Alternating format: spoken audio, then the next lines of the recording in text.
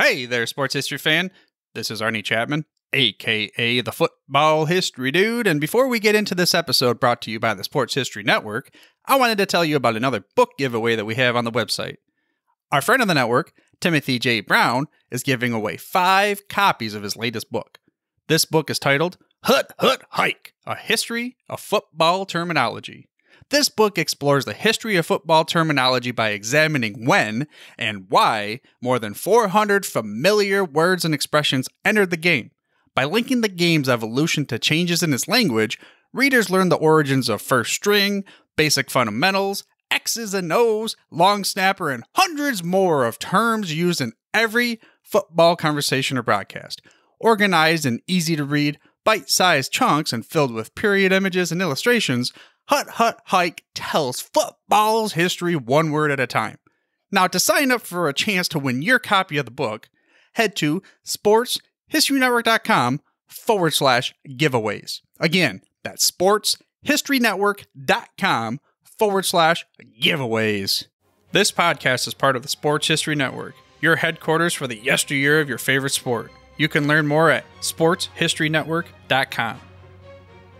Hello, sports fans, and welcome to another edition of Yesterday's Sports on the Sports History Network.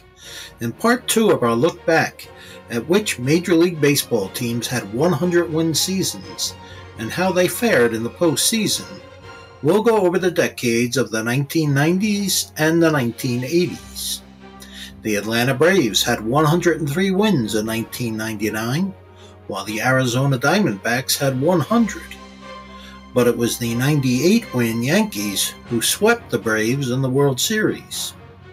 The Yankees also swept the series in 1998 after an impressive 114-win regular season. But it wasn't the 106-win Braves or the 102-win Astros that the Yankees faced in the World Series. Instead, it was the 98-win San Diego Padres. The Braves were the only team to reach the 100-win mark in 1997, winning 101 games. But once again, it was the underdogs who played in the World Series, as the 92-win Florida Marlins beat the 86-75 Cleveland Indians. The only team to come close to 100 wins in 1996 were the Cleveland Indians with 99, but the 92-70 Yankees won the World Series. Things almost worked out the way one would expect in 1995, as the two teams with the best record met in the World Series. But the 90-54 Braves defeated the 100-win and 44-loss Cleveland Indians. There was no World Series in 1994 due to a player strike. The Braves had 104 wins in 1993, while the San Francisco Giants had 103. But as we know by now, all those wins don't mean a thing in the postseason. The 95-67 Toronto Blue Jays defeated the 97-65 Philadelphia Phillies. No teams won 100 games in 1992, but this was one of those rare seasons when the two teams with the best record faced each other in the World Series. The 96-66 Blue Jays beat the 98-64 Braves.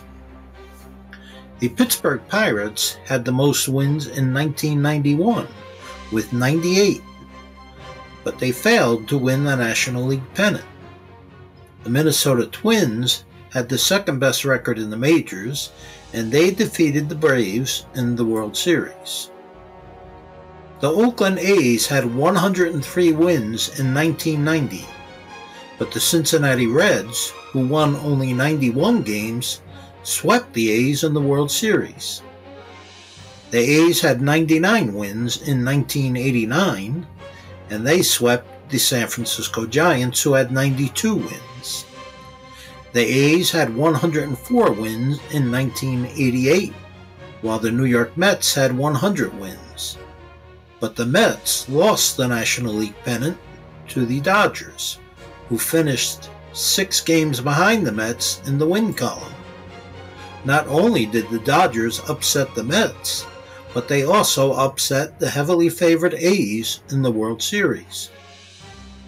The only team that came close to 100 wins in 1987 was the Detroit Tigers, who won 98 games. But the Minnesota Twins won the American League pennant.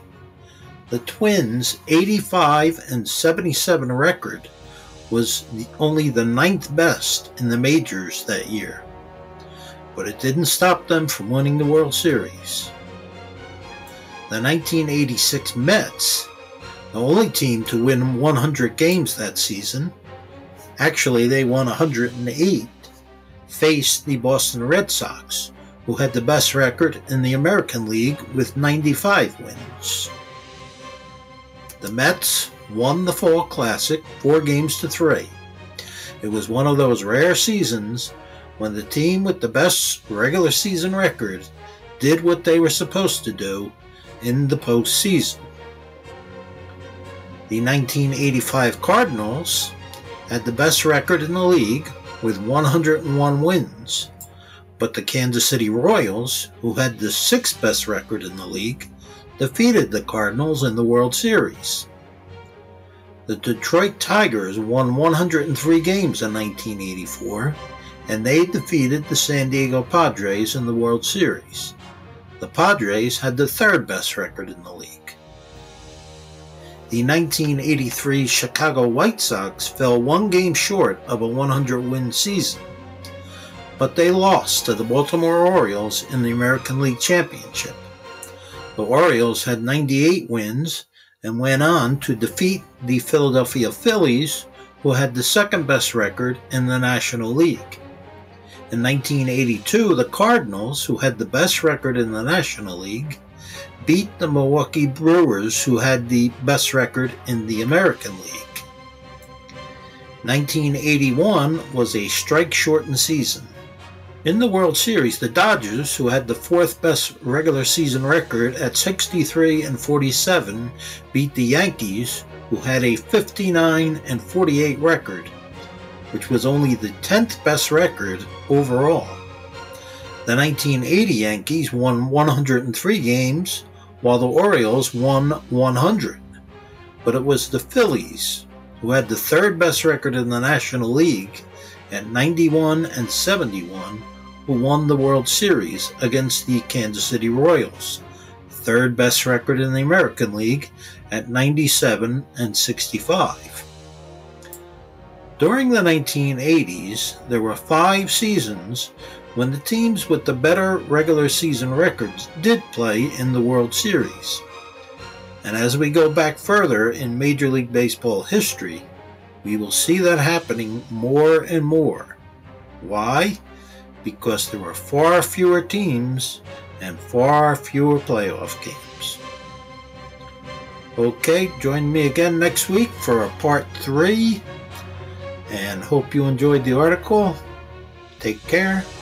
God bless. This podcast is part of the Sports History Network, your headquarters for the yesteryear of your favorite sport.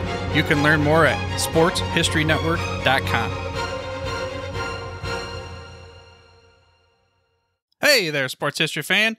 This is Arnie Chapman, aka the Football History Dude, and I hope that you enjoyed this recent episode presented by the Sports History Network and were able to learn some good old-fashioned sports history knowledge nuggets. I started the Sports History Network back in 2020 with the mission to help podcasters find a community of like-minded sports history nerds, as well as helping aspiring podcasters to start their own shows. We have a little bit over 30 shows on the network right now covering all sorts of sports history, but as far as I'm concerned, we're just at the toothpick in the ocean moment, that can't even figure it out because there's so much more coming. We wanted to create the ultimate headquarters for sports yesteryear, starting with Podcast Network and our website, but we're going to continue to move into other mediums as well. And here's the cool part, because we want you to be part of our team.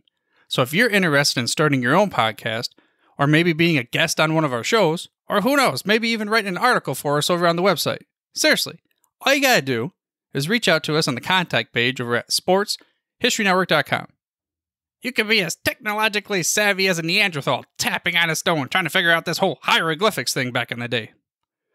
Again, it doesn't matter, because even if you don't understand the whole podcast space, we have a production team that can pretty much help you out with doing everything. All you gotta do, head over to sportshistorynetwork.com, head to the contact page, fill it out. That message goes right to me, and I'll reach out to you as soon as I can. But for now, dude, I'm through if you're through.